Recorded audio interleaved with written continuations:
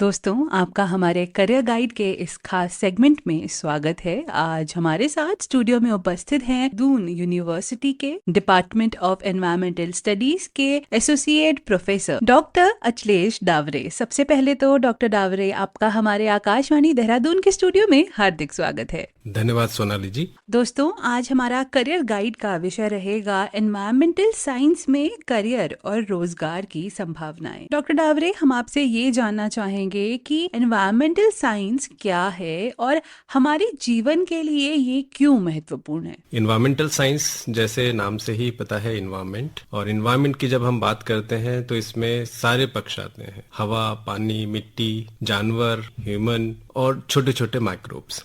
तो इन सभी का स्टडी, कैसे ये एक दूसरे से इंटरेक्ट कर रहे हैं, कैसे ये एक साथ रहते हैं, वो सब की स्टडी ही हमारा इन्वायरमेंटल साइंस है। हमारे जीवन के लिए जैसे मैंने कहा, क्योंकि जैसे जैसे और हम लोग इन्वायरमेंट को खराब कर रहे हैं, जिसकी वजह से पॉल्यूशन हो रहा है, चाहे वो पानी हो, चाहे वो मिट्टी हो, चाहे वो हवा हो, और ये सब चीजें हमारे लिए बिल्कुल जीवन के लिए एकदम जरूरी है। तो इसलिए हमें जानना ये बहुत जरूरी है कि क्या इन्वायरमेंटल साइंस है और इसमें क्या क्या चीजें होती हैं। और इसीलिए कोई भी प्रोग्राम हो, यूजीसी ने एक mandatory course undergraduate programme में रखा हुआ है, जिसमें इन्वायरमेंटल स्टडीज, बेसिक क्या पॉल्यूशन है, कैसे हम इन्वायरमेंट को बचा सकते हैं, उन सब के बारे में पढ़ाया जाता है। जी, और अगर हम 10+2 की बात करें तो कौन सी स्ट्रीम के बच्चे इस सब्जेक्ट को ले सकते हैं, और ऑल इंडिया लेवल पर कौन कौन से कॉलेजेस या यूनिवर्सिटी के एंट्रेंस एग्जाम्स होते हैं जो बच्चे दे सकते हैं। मेनली इसमें साइंसेस बैकग्राउंड के छात्र छात्राएं प्रवेश पा सकते हैं। अगर मैं अंडर ग्रेजुएट की बात करूं तो अंडर ग्रेजुएट में इंजीनियरिंग फील्ड में भी है और साइंसेज में भी है। जैसे कि इंजीनियरिंग फील्ड में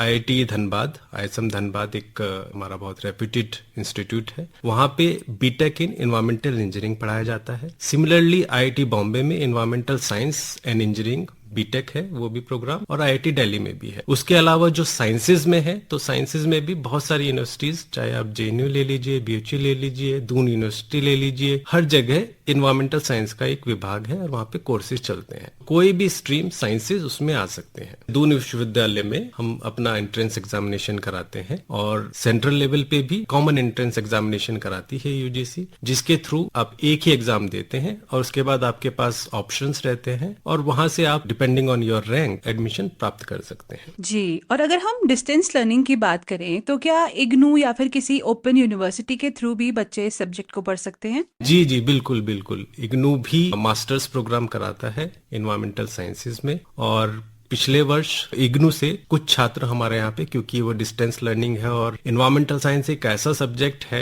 साइंसेज इसमें लगा ही हुआ है, तो जब भी साइंसेज की बात करते हैं तो उसमें जो प्रैक्टिकल्स हैं वो बहुत इंपॉर्टेंट हो जाते हैं। तो उन छात्रों का जो प्रैक्टिकल नॉलेज था, उसके लिए वो हमारे विश्वविद्यालय में आए थे, उन्होंने यहाँ पे बहुत सारे एक्सपेरिमेंट किए हैं। तो इग्नू से भी हो सकता है, और भी डिस्टेंस लर्निंग के विश्वविद्यालय हैं जो ओपन यूनिवर्सिटीज हैं, वो ये कोर्स कराते हैं। जी, और बैचलर्स और मास्टर्स के लेवल पर क्या क्या एरिया और कौन कौन से फील्ड हैं एनवायरमेंटल साइंस के जो आप लोग कवर करते हैं। जैसे मैंने कहा कि इन्वायरमेंटल साइंस बहुत ही ब्रॉड है। अगर मैं मास्टर्स की बात करूं दून विश्वविद्यालय में, तो हम यहाँ पे 3 प्रोग्राम चलाते हैं। M Sc in environmental science, M Sc in environmental science with specialisation in natural resource management, and M Tech in environmental technology. तो जो एमटेक इन इन्वायरमेंटल टेक्नोलॉजी है, उसमें क्योंकि इंजीनियरिंग वाले बैकग्राउंड के बच्चे आते हैं, बीटेक इन्वायरमेंटल इंजीनियरिंग हो, बीटेक सिविल इंजीनियरिंग हो, बीटेक केमिकल इंजीनियरिंग हो, या बीटेक बायोटेक्नोलॉजी हो, तो उनको हम टेक्निकल एस्पेक्ट जैसे waste water engineering, industrial waste water treatment,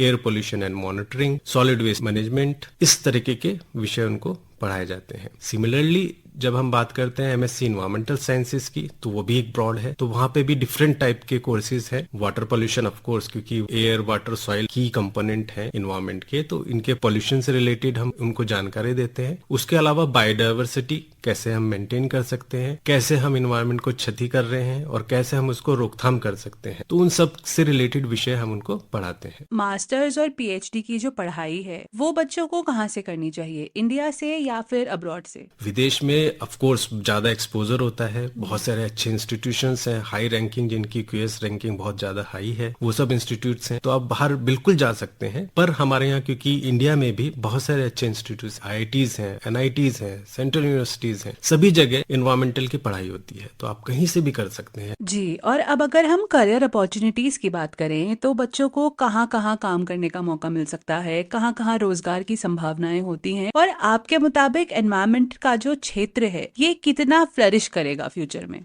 जैसे मैंने कहा कि इन्वायरमेंटल पोल्यूशन एक बहुत बड़ा इशू है, तो इसके बहुत सारा स्कोप है इन फ्यूचर। तो आप कहाँ कहाँ जा सकते हैं, हर स्टेट का एक पोल्यूशन कंट्रोल बोर्ड है, जैसे उत्तराखंड पोल्यूशन कंट्रोल बोर्ड है उत्तराखंड में, और एक सेंट्रल लेवल पे है सेंट्रल पोल्यूशन कंट्रोल बोर्ड। तो वहाँ पे बहुत सारी वैकेंसीज निकलती हैं, साइंटिस्ट की पोजीशन निकलती है, एनालिस्ट की पोजीशंस निकलती हैं, आप वहाँ पे जा सकते हैं। उसके अलावा बहुत सारे इंस्टीट्यूट्स हैं, रिसर्च इंस्टीट्यूट्स हैं, जैसे national institute of hydrology Roorkee में है, तो एनआईएच में भी वाटर रिलेटेड काम वहाँ पे बहुत सारा होता है, तो आप वहाँ पे भी साइंटिस्ट पोजीशन निकलती है, वहाँ पे ज्वाइन कर सकते हैं। उसके अलावा बहुत सारे प्रोजेक्ट पोजीशंस निकलती हैं, लाइक जैसे वाडिया इंस्टीट्यूट है, वाइल्ड लाइफ इंस्टीट्यूट्स हैं, और यूनिवर्सिटीज में जैसे मैंने आपको बताया कि सभी यूनिवर्सिटीज में एक डिपार्टमेंट या कुछ कोर्सेज आपके एनवायरमेंटल साइंस के जरूर है। उसके अलावा आप अपना स्टार्टअप भी कर सकते हैं। जब हम एनवायरमेंट की बात करें तो इंडस्ट्री सबसे ज्यादा पॉल्यूशन क्रिएट करते हैं, तो उनसे निकलने वाला जो भी दूषित पानी है या सॉलिड वेस्ट है या गैसेज हैं, तो उनके लिए कैसे वो उनको रोकथाम कर सकते हैं। तो हर जगह आपका एक एनवायरमेंटल साइंस बैकग्राउंड का प्रोफेशनल जरूर चाहिए, इंक्लूडिंग जैसे हमारे जल संस्थान है, वहां पे भी वाटर ट्रीटमेंट या वेस्ट वाटर ट्रीटमेंट को देखते हैं, तो वहां पे भी इन सब का स्कोप है। टीचिंग के लिए जैसे मैंने बताया आपको कि हर यूनिवर्सिटी में ये एक कोर्स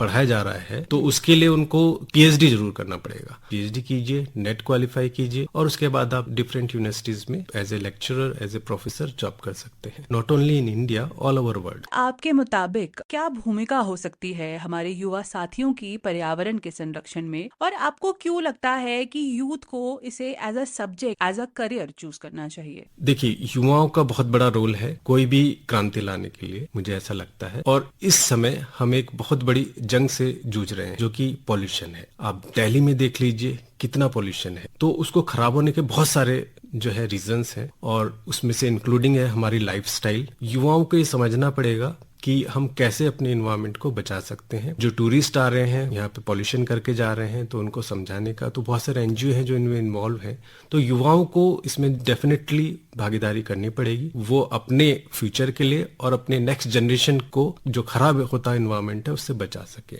और उनको डेफिनेटली इसमें करियर देखना चाहिए। जैसे मैंने बताया, इसमें बहुत स्कोप है। हर इंडस्ट्री, कोई भी इंडस्ट्री हो, पॉल्यूशन निकाल रहे हैं, या वो वाटर पॉल्यूशन निकाल रहे हैं, या वो सॉलिड वेस्ट निकाल रहे हैं, तो वहां पे जब आपका स्कोप है, वहां पे आप जा सकते हैं, आप अपना स्टार्टअप कर सकते हैं। बहुत सारे स्टार्टअप अभी आ रहे हैं रिसेंटली, और इंडियन गवर्नमेंट भी उनको बहुत सपोर्ट कर रही है। बिल्कुल। और आखिरी में आप अपनी तरफ से हमारे युवा साथियों को क्या एडवाइस या फिर गाइडेंस देना चाहेंगे? गाइडेंस मैं यही दूंगा कि ऑफ कोर्स आप देखिए बहुत सारी जगह कहाँ पे इन्वायरमेंटल साइंस है। उसके अलावा अगर आप इन्वायरमेंटल साइंस में स्टडी नहीं भी कर रहे हैं, तो भी आपको ये पता होना चाहिए कि कैसे हम अपने इन्वायरमेंट को बचा सकते हैं। छोटी छोटी चीजें हम कर सकते हैं, जैसे हम घर में वाटर यूज कर रहे हैं, तो हम मिनिमम से मिनिमम वाटर यूज करना चाहिए। एक्सेस वाटर हमें नहीं यूज करना है। जो वेस्टेज है, चाहे वो सॉलिड वेस्ट हो, कोशिश करना चाहिए कि हम उसको मिनिमाइज कर सकें। प्लास्टिक, बहुत सारी मुहिम है, लेकिन अभी भी प्लास्टिक आप देखेंगे मार्केट में अवेलेबल है। हमें पता है कि प्लास्टिक कितना जानलेवा है, कितना खतरनाक है, फिर भी वो मार्केट में है। तो युवाओं को इन सब के बारे में खुद तो जागरूक होना ही है, बट जो पुराने लोग हैं, जो उनको अभी भी शायद उतना अंदाजा नहीं है, उनको भी समझाना चाहिए, और नेक्स्ट जनरेशन को भी समझाना चाहिए। जी डॉक्टर डावरे, हमारे स्टूडियो में आने के लिए और हमें एनवायरमेंटल साइंस से संबंधित करियर और रोजगार की संभावनाओं के बारे में जानकारी देने के लिए आपका बहुत बहुत शुक्रिया। धन्यवाद।